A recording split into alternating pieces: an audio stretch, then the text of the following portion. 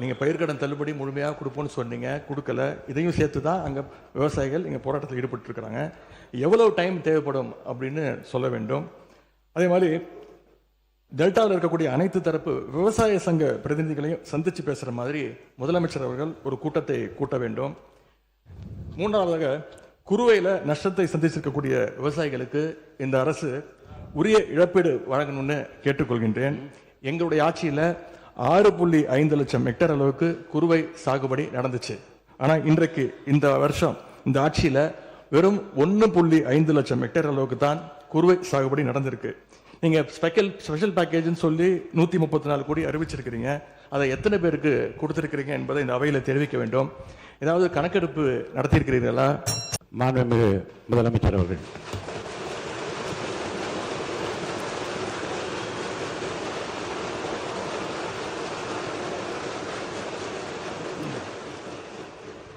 மாண்புமிகு பேரவைத் தலைவர் அவர்களே,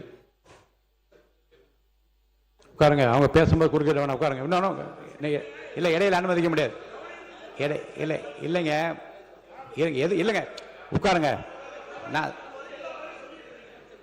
எல்லா வாய்ப்பு கொடுப்பேன். இருங்க, உங்களுக்கு கொடுக்குறேங்க. உங்கள் பேரை படிச்சு இருங்க. உங்கள் பேரை தெளிவாக படிச்சுட்டேன். உட்காருங்க. உங்களுக்கு இல்லை, இப்போ அவங்க பேருங்க. அவர் இல்லை, இருங்க, உட்காருங்க. விதிகளின்படி தான் நடக்குது. உட்காருங்க. நான் சொல்றதை கேட்டு. எதிர்கட்சி தலைவர் இன்னும் முடிக்கலைங்க. அவர் பேச முடிச்சிட்டாரா?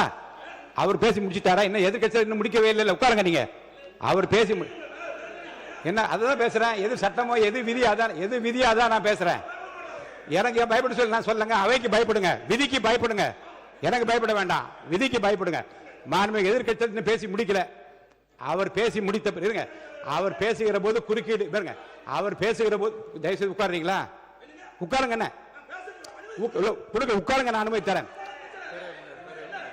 பேரவை முன்னவர் பேசுங்க. பேரவை முன்னவர் உட்காருங்க, பேசுங்க. நீங்க பேச கருத்து சொல்லுங்க. மாண்பு பேரவைத் தலைவர் அவர்களே, ஒரு நிமிஷம். மாண்பு பேரவைத் தலைவர் அவர்களே, எதிர்கட்சி தலைவர் சொன்னதற்காக இல்லை, ஒரு நிமிஷம். எதிர்கட்சி தலைவர் குறிப்பிட்டதற்காக அதற்கு ஒரு பதில் அளித்ததற்கு பிறகு முறைப்படி உங்களுக்கும் அந்த வழங்கப்படும். ஆகவே நீங்கள் அதுக்குள்ள அவசரப்படாதீங்க. அதுதான் சொல்றேன், நான் அதுதானே சொல்றேன். மாண்புமிகு முதலமைச்சர் அவர்கள்.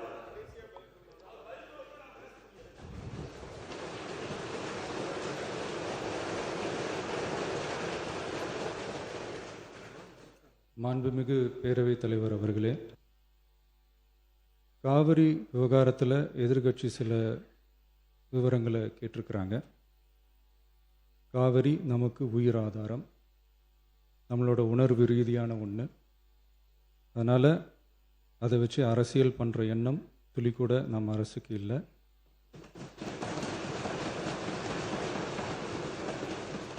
அதுக்கான அவசியமும் இல்லை.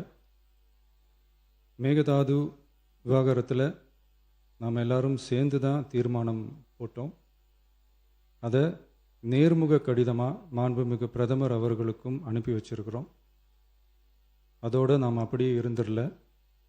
ராஜ்யசபாவில் ஒன்றிய ஜல் சக்தி துறை இணை அமைச்சர் மேகதாது அணை பற்றி முழு விவரங்களை குறிப்பிடலைன்னு தெரிஞ்சதும் காவிரி நடுவர் மன்றத்தின் இறுதி தீர்ப்பு மற்றும் மாண்புமிகு சுப்ரீம் கோர்ட் தீர்ப்பு சம்பந்தமான விதிகள் மற்றும் பத்திகளை கோட் பண்ணி மேகதாது திட்டத்துக்கு எந்த விதமான சட்டபூர்வமான அனுமதியோ நிர்வாக அனுமதியோ வழங்கக்கூடாதுன்னு மாண்புமிகு பிரதமர் அவர்களுக்கு அடுத்த நாளே நேர்முக கடிதம் எழுதினோம்.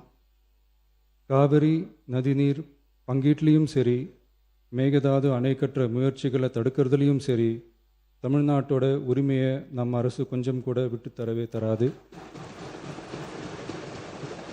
அதுதான் நம்மளோட நிலைப்பாடும். அதே நேரத்தில் கர்நாடகாவில் சில அணைகள் கட்ட ஆரம்பித்ததை பற்றியும் இதே அவையில் 1969 ஒரு விவாதம் நடந்திருக்கு. அப்போது நீர்வளத்துறை அமைச்சராக இருந்தது யார்? அப்போ அணை கட்ட விட்டது ஏன்னு கேட்டு அந்த மாதிரி சீப் பாலிட்டிக்ஸ்லாம் நான் பண்ண விரும்பலை.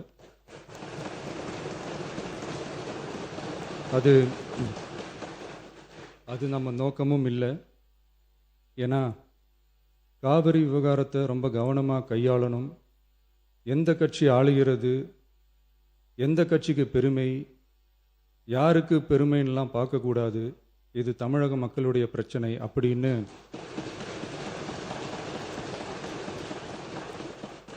அப்போ இருந்த எதிர்க்கட்சி தலைவர் திரு திருமன் அவர்கள் சொன்னதை இந்த சபையில் சொல்ல விரும்புகிறேன். காவிரி பிரச்சனையில் சம்பந்தப்பட்ட 2 மாநிலங்களும் ஒன்றிய அரசும் உட்கார்ந்து முடிவெடுக்கணும்னு 1969லேயே இந்த சபையில் பேசியிருக்கிறாங்க. அதுக்கப்புறம் நிலைமை வேறு மாதிரியெல்லாம் போயிடுச்சுன்னும் நம்ம எல்லாருக்குமே தெரிஞ்சது தான். சட்டப்படி இந்த பிரச்சனையை அணுகிறதுல நாம் உறுதியாக இருக்கிறோம், அதில் மாற்றமே இல்லை. இருந்தாலும் ஒரு அட்டெம்ப்ட் எடுத்து பார்க்கலாம்னு தோணுனது தான் அந்த பெங்களூர் விசிட். அப்படி ஒரு விசிட் பற்றி ஃபஸ்ட்டு யோசித்து கேட்டதும் நான் தான். நாம் பெங்களூர் போக நினச்சதை பற்றி பல ஒப்பீனியன்ஸ் வந்துச்சு. நாம் போக நினச்சதுக்கு காரணம், ஒருவேளை இந்த பிரச்சனை தீர்க்கறதுக்கான ஒரு பாசிட்டிவ் சைன் கிடைச்சா நல்லா இருக்குமேன்னு ஒரு எண்ணத்தில் தான். இன்றைய காலத்தில் பகை நாடுகளை பேசி தீர்க்க பார்க்குறாங்க, பக்கத்து மாநிலத்தோட பேசி பார்த்தா என்னன்னு நினச்சேன்.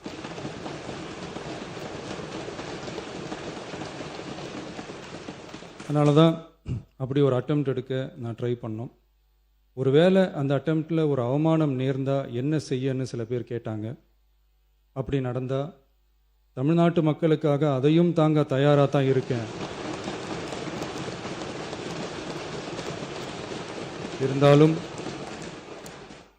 இருந்தாலும் நம்ம மேலே அன்பு காட்டின அத்தனை பேருக்கும் என்னோட நன்றிகள். இந்த காவிரி விவகாரம் பற்றி மாண்புமிகு நீர்வளத்துறை அமைச்சர் அவர்கள் உரிய விளக்கம் அளிப்பார். அதே மாதிரி காவிரி பிரச்சனையால் பாதிக்கப்பட்ட விவசாயிகளுக்கான அந்த இன்சூரன்ஸ் ப்ரீமியம் அரசே கட்டுறதை பற்றி கேட்டிருந்தாங்க. அதுக்கான விரிவான பதிலை மாண்புமிகு விவசாய அமைச்சர் அவர்கள் தருவார். அப்புறம் இந்த குறுவை சாகுபடிக்கு அந்த நிவாரண தொகுப்பு பற்றி எதிர்க்கட்சியிலேருந்து கேட்டிருந்தாங்க. அந்த குறுவை சாகுபடிக்கு அந்த நிவாரணம் ஏற்கனவே கொடுத்தாச்சு, வழங்கியாச்சு.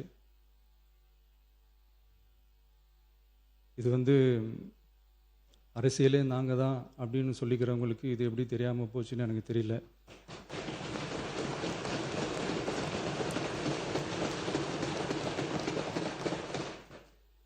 முன்ன பின்ன பேப்பர் படிச்சிருந்தா நாட்டில் என்ன நடக்குதுன்னு தெரிஞ்சிருக்கும்.